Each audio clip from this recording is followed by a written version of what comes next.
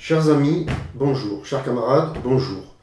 Nous voici pour une suite de vidéos qui aura pour objet de présenter le livre que j'ai écrit et qui est sorti aux éditions Éric Jamet, intitulé « La révolution citoyenne au cœur ». Cela nous permettra bien sûr d'aborder l'histoire du parti de gauche, l'histoire de la France insoumise, et surtout d'en tirer des leçons, des perspectives politiques pour les combats futurs. Nous allons donc faire cela sur le mode série ou feuilleton, avec plusieurs épisodes. Le premier, aujourd'hui, c'est une présentation globale de l'objet de mon livre, La révolution citoyenne au cœur.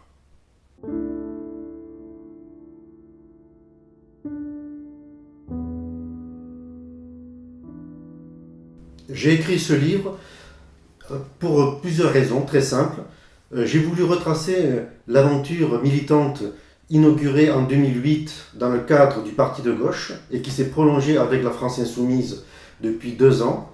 C'est une aventure politique assez exaltante dans le sillage de Jean-Luc Mélenchon quand il sort du Parti socialiste. Et effectivement, c'est une aventure qui a permis de faire monter un courant politique extrêmement important en capacité de renverser la table, comme nous disons. Ce livre sert aussi à pouvoir remettre dans l'ordre certains événements qui ont eu lieu depuis 10 ans, les progrès du parti de gauche, la transformation en France insoumise, tracer des perspectives, rappeler également ce qu'ont été les premiers moments réellement du parti de gauche. Donc ce livre, je l'avais déjà en tête depuis plusieurs années. Notamment, nous avions fait une formation militante à Thuir dans le cadre du parti de gauche des Pyrénées-Orientales et nous avions parlé de histoire du parti de gauche, histoire des gauches. Et c'est vrai que beaucoup d'éléments étaient d'actualité et c'est pour cela que ce livre a été peu à peu enfanté et ce livre a été écrit bien évidemment après les élections présidentielles de 2017.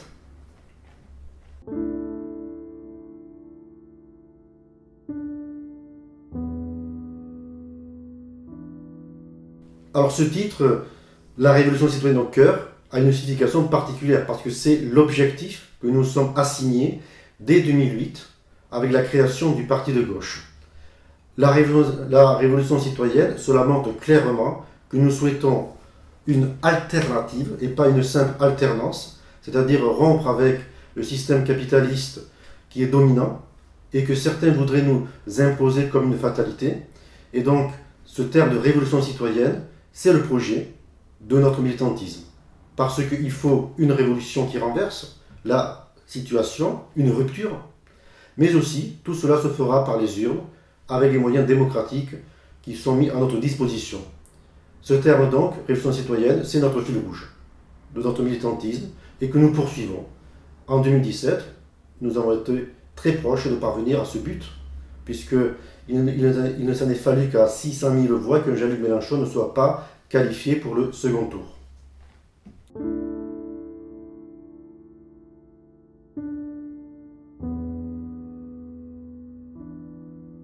L'idée générale de cet ouvrage, tout simplement, il est construit autour de la notion de constance et de continuité d'une action militante.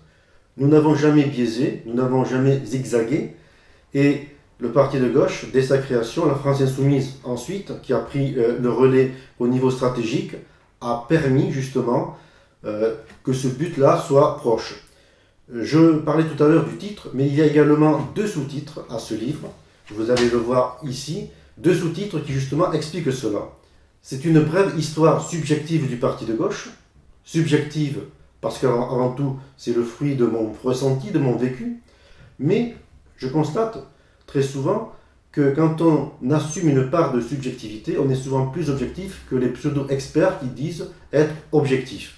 Donc il y a un parti pris qui est le mien, mais les faits historiques sont réels, ils ne sont pas travestis.